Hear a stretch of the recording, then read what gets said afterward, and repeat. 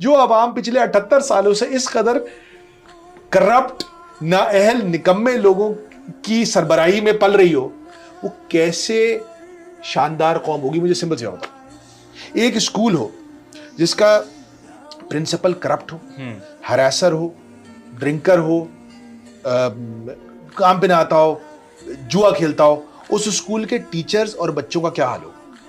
बच्चे टॉपर्स निकल रहे होंगे उस स्कूल से? नहीं निकलेंगे ना। तो भाई जिस कौम की लीडरशिप पिछले 78 सालों से जो है वो है, तो उसके बाद ये अवाम आइंस्टाइन कैसे बन जाएगी, न्यूटन कैसे बन जाएगी, इलॉन मस्क कैसे बन जाएगी? आपको समझ ही कोई नहीं है कि ये मुल्क कैसे चलेगा। हम एक मेरिटोक्रेसी, यार मदीने से ज्यादा, रियासत मदीने से ज्यादा मेरिटोक्रेसी की रियासत क्या होगी? कौन सी रियासत है जहां एक छोटे से बच्चे को, भैया एग्जाम्पल ना, मेरे साथ मदीने से दूर एक गांव से लोग आए अल्लाह के नबी के पास।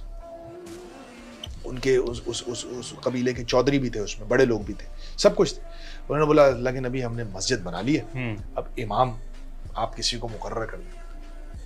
अल्लाह के नबी ने पूछा तुम से कुरान किसको आता? एक बच्चा था 13 साल, शायद बालिग भी नहीं था जहां मुझे याद पड़ा।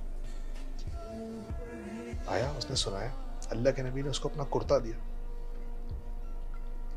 ये इमामत करेगा। इकबाल ने तो अभी कहा था, खिरत को गुलामी से आजाद कर, जवानों को पीरों का उस्ताद कर। मदीना से ज्यादा मेरिट कहीं नहीं था। एक खातून बायोग्राफर है अल्लाह के नबी की जात की, वो कहती हैं कि हम गैर मुस्लिमों का बहुत बड़ा मसला है कि हम मोहम्मद को नबी नहीं मानते, क्योंकि अगर आप मोहम्मद को just as a human being देखते हैं विदाउट एनी डिवाइन हेल्प, तो मोहम्मद की पर्सनालिटी अनबिलीवेबल है कि कोई इंसान ऐसा कैसे हो सकता है, इतना मेरिटोक्रेसी। मैं तो बार बार ये बोलता हूं, हमारे नबी को कायनात के हर मेयार पर परख कर, जांच कर देख लो, हमारी किताब को हम तो मेरिट वाले लोग थे यार, और हम लोग सबसे निकम्मे नाअहल हो गए। ये है हमारा मसला। जब चंद लोगों की हुकूमत होती है ना, तो वो नाअहलों को आप पर मुसल्लत करते हैं। बड़ी सिंपल सी बात। गुरु ने एक सिस्टम बनाया, गुरु, ये ब्यूरोक्रेसी में इतने पैसा क्यों है, इतनी रिफॉर्म्स क्यों है, 50-50 कनाल के घर क्यों होते हैं सरकारी अफसरों में? मैं बताता हूं। दरअसल कोई लंदन से आके यहाँ काम नहीं करना चाहता, ईस्ट इंडिया कंपनी और इनकी जो ब्यूरोक्रेसी थी, तो करते क्या था कि वहां के सबसे बदमाश, निकम्मे, नाअहल, करप्ट लोगों को इंसेंटिवाइज करते थे। कहते थे यार बात सुन, तू आजा, मैं तेरा घर भी बड़ा होगा, 50 नौकर होंगे तेरे पास, तुझे ये भी दूंगा, वो भी दूंगा, ये सब। वो इतना खतरनाक एक्स्ट्रावेगेंजा किस्म का पैकेज उसका बनाते थे। और उसके बाद भी जो करप्ट तरीन, उनका जो सबसे बड़ा जो ट्रैश क्राउड था, वो आता था यहां काम करने के लिए। तो ये वहां से शुरू हुआ। उन लोगों को लाके बिठाया गया इधर हमारे एरिया में।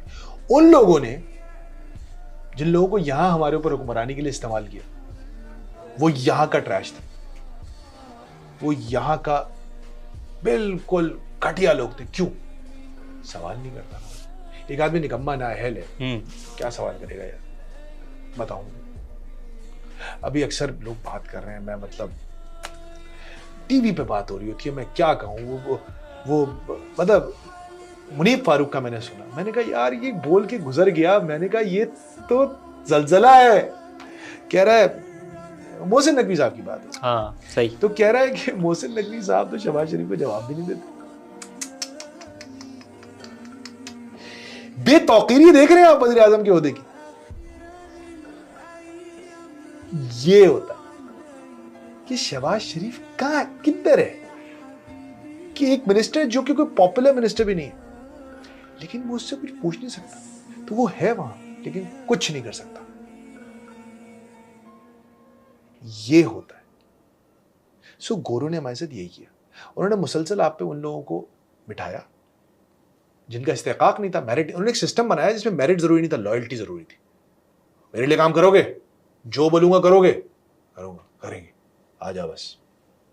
पर कानून सही गलत वलत नहीं देखना है तुझे, मैं बोलूंगा कर, पर तुझे करना है। तो एक सिस्टम बनाया गोरे ने, क्योंकि वो काबिज थे।